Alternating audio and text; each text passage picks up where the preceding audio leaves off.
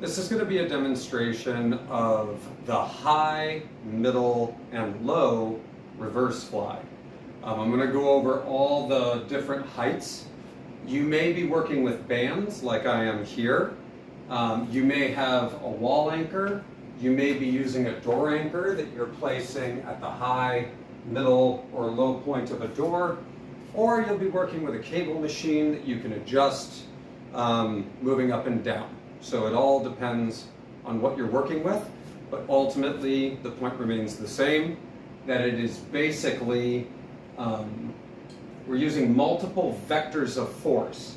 So we're resisting force from different angles in space. So the resistance isn't on us, it's coming from an external source. So the mechanics here are very simple. What we're going to do is we're going to take our, in this case, band. I'm going to have a handle attached to it. If you're using a cable machine, you can also just grab the cable. If you don't have a handle, you can also just grab the band. Loop bands work as well as tube bands. So it just depends on what you have available for you. Again, the mechanics remain the same.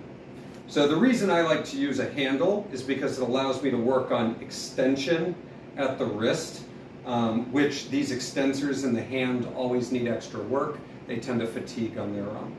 So what we're going to do is step far enough away from our point of resistance that we feel a little bit of load on the hand. So we don't want it to be loose if it's a band, and if it's a cable machine, you will feel the load. And from here, in the direction of the band, I am simply going to keep myself square. I'm going to squeeze my glutes, engage my abs, and resist any kind of side-to-side motion. And I'm simply going to, from the shoulder with a slight bend in my elbow, extend out and down, keeping my thumb in an upright position. And then I'm going to let it back in. You'll notice that there is a slight bending of the elbow that occurs.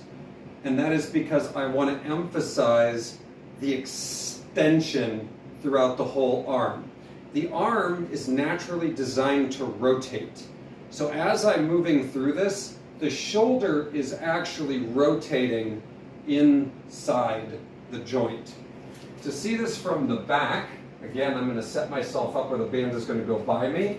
My arm is off to the side.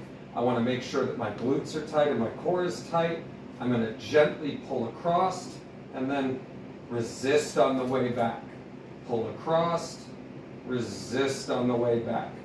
Pull across, resist on the way back. And you can see I'm moving in the direction of the line with the intention being that I am trying to pull my shoulder blade back and down while resisting the force on this leg and then bringing it back across. So that's from the high position.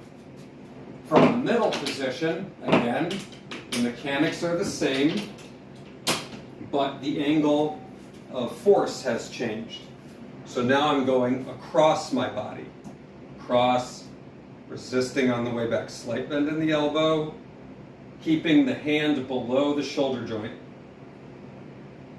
Below the shoulder joint. Extending. And when I get all the way out here, I want to think about keeping my thumb up and kind of turning my shoulder blade back and down. This way. Now the only time we're not going to be below the shoulder joint is when we're moving from the lower position. Understand that you're going to be your strongest at the high position. This will be moderate. You'll be your weakest down here. So when I'm coming across here, again, slight bend in the elbow, peeling the elbow back into extension, but I'm not trying to go straight overhead. I'm trying to be at about a 45-degree angle, allowing it to come down. Trying to pull my shoulder blade toward my spine. Same thing on the other side. Pulling the shoulder blade toward the spine. Pulling the shoulder blade toward the spine. Just like so. So this has been the reverse fly, high, middle, and low position. You will see in your program which position it's supposed to be in based on the title.